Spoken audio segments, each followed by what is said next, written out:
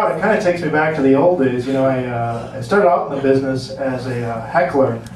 Yeah, I was actually one of the first hecklers to come up with the line, "You suck." And sometimes when I'm performing, I'll hear somebody shout out, "You suck," and I'll be like, "Thanks for remembering." You know what? Actually, it made me feel kind of at home if everyone on the count of three could just shout out, "You suck."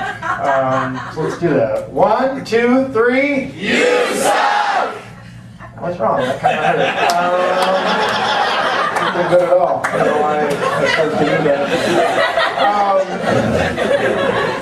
Anyways, a lot of you guys have probably heard this by now. I am currently doing my big one-man show. It's every Thursday night over at the Hollywood Bowl. Last week, Thursday, was the first night.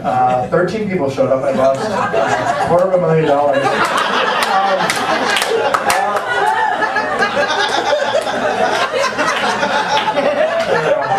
Just gotta spend money to make money. Please come out. Admission was $6. It's now $11,000 to get in. Sort of cover costs and that sort of thing.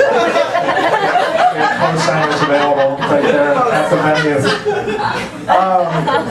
So let me tell you guys a little bit about myself. I do come from a long line of show business folk. Actually, my great-great-great-grandfather was actually a Civil War reenactor during the Civil War. A little ahead of his time, a lot of people thought. I tend to agree.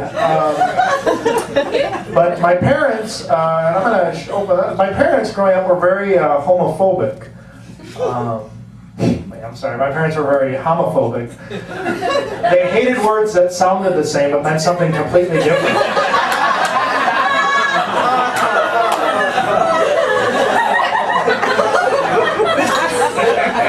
My dad used to say, "God created Adam and Eve, not Adam and Adam." Atom.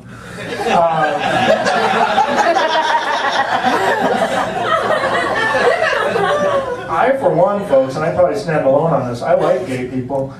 I'll take a stand, I don't mind. No, because gay people get to call their loved ones partners, you know? Like they're detectives or something. Like, I'm Troy, this is my partner Randy. We're going to solve this murder. And we're going to do it.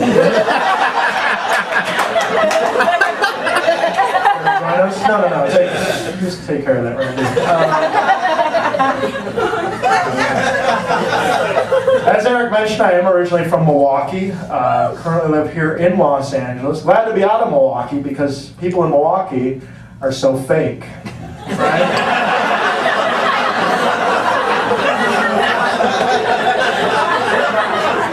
People in Milwaukee are always like, "Oh no, the factory closed down. How am I going to feed my family?"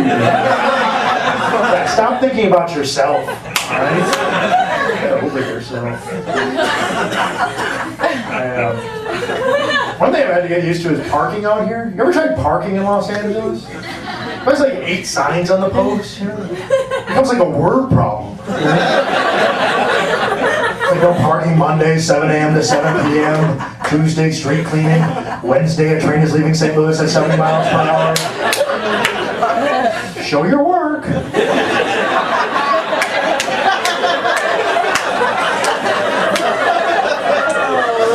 gotta work it out on a piece of scratch paper, put it in your windshield, wipe it, a cop comes by. Nope, that's wrong. Here's your ticket. I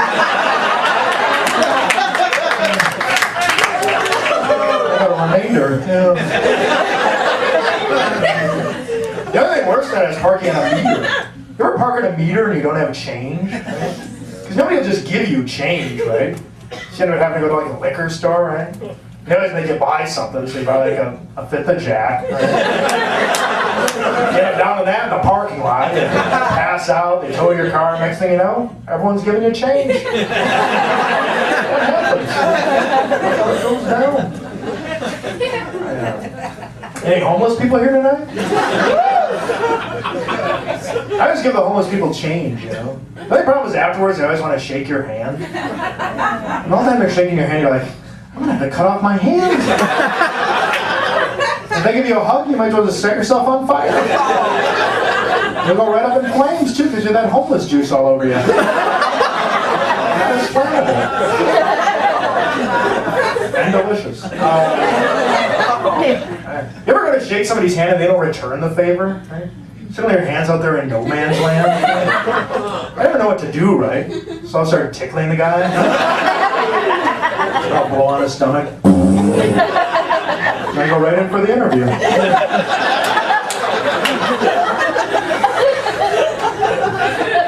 One thing I've been noticing lately is when people say goodbye to you, they'll always say late. Maybe they don't finish it off, they'll just go late. You guys want to be like, or am I late for something?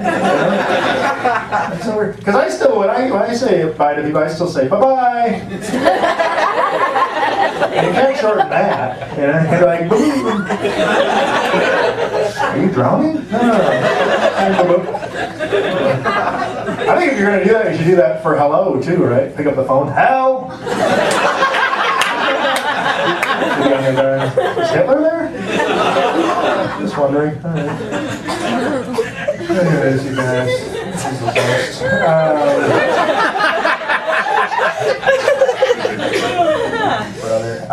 Any gangs here tonight? What do we got gang-wise? Crips, Bloods? It's okay. Gotta be careful of the gang. There's a Latino gang in my neighborhood, or as they like to call themselves, cholos. Which sounds like a delicious snack treat. There's no Greenfield Center there. Cholos! But I see one of these cholo fellas at the grocery store, and they have one of those teardrop tattoos. Ever seen that? My buddy says that means he killed somebody in the joint. Hey, but you know what I think it means? Someone needs a hug. Turns out I was wrong. I did not want a hug. He didn't stab me and I fell in his arms. That was not a hug in my book. A vicious assault. So, I was over at Starbucks today. You know, I'm standing in line at Starbucks. You ever standing in line somewhere someone stands really close behind you? You feel their hot, creepy breath against your neck. It's like, do you want to cuddle? What are you doing? So here's what I like to do when that happens, right? I'll just lean back and whisper in their ear. Really soft and be like, I hope this line lasts forever.